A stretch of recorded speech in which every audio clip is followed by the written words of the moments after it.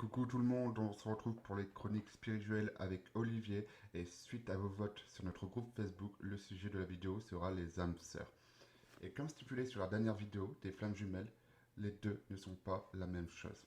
D'ailleurs, je vous invite à aller voir la vidéo sur les flammes jumelles si ce n'est pas encore fait. N'hésitez pas à commenter, à liker la vidéo et à vous abonner. Dans cette vidéo, nous allons voir les différences entre l'âme sœur et la flamme jumelle, en quoi consistent les âmes sœurs et d'autres points autour de ce sujet. Ne perdons pas plus de temps et commençons tout de suite. Premier point, qu'est-ce qu'une âme sœur? Nous l'avons vu dans la vidéo des flammes jumelles, nous parlons d'âme, mais là où la flamme jumelle n'est qu'une seule âme qui se divise en deux, là nous avons affaire à une famille d'âmes. Il existe beaucoup de familles différentes, et deux âmes de la même famille signeront une sorte de pacte pour se retrouver dans chaque vie. Là nous parlons du coup de réincarnation. Tiens, d'ailleurs si le sujet de la réincarnation vous intéresse, n'hésitez pas à me le dire en commentaire, on pourra voir justement sur une prochaine chronique. Du coup, une âme sœur peut être aussi un membre de la famille, un ami ou même un collègue. Bon, maintenant qu'on voit un peu mieux qu'est-ce qu'une âme sœur, nous allons venir à comment on peut reconnaître son âme sœur.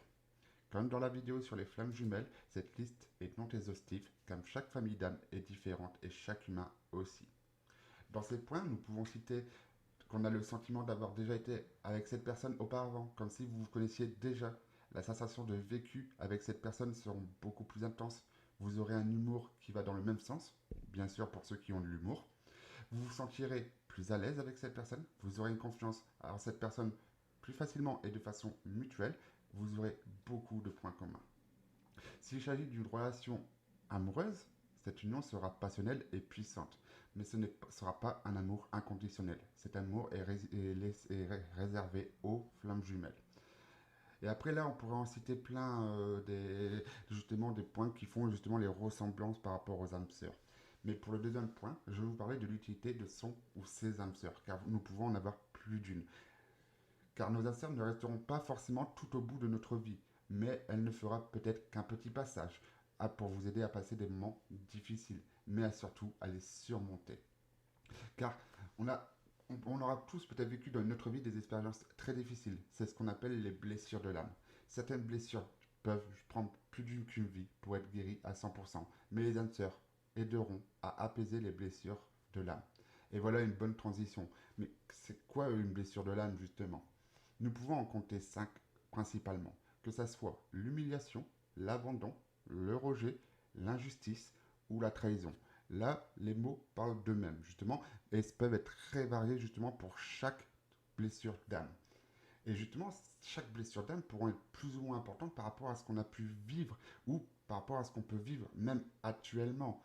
Mais il faut savoir que de vivre des moments durs vous forge, vous et votre âme. Et cela, même si c'est difficile à vivre, cela vous aidera pour la suite de votre voyage. Bon, pour ce sujet, j'ai vraiment voulu résumer en simplifiant le domaine, car beaucoup de domaines spirituels sont très denses et compliqués à comprendre, car certaines choses se recoupent, comme aujourd'hui avec l'âme sœur, les flammes jumelles et les blessures de l'âme. Et j'ai pas envie de vous assommer avec une vidéo de 3 heures. En tout cas, les chroniques spirituelles avec Olivier devraient sortir plus ou moins une fois par semaine, donc n'hésitez pas à vous abonner pour ne rien manquer. Et à chaque fois, je mettrai sur notre Facebook, qui est disponible dans la description, un sondage avec plusieurs thèmes différents pour vous laisser choisir. Sur ce, je vous souhaite une bonne journée et je vous dis à une prochaine pour une nouvelle chronique.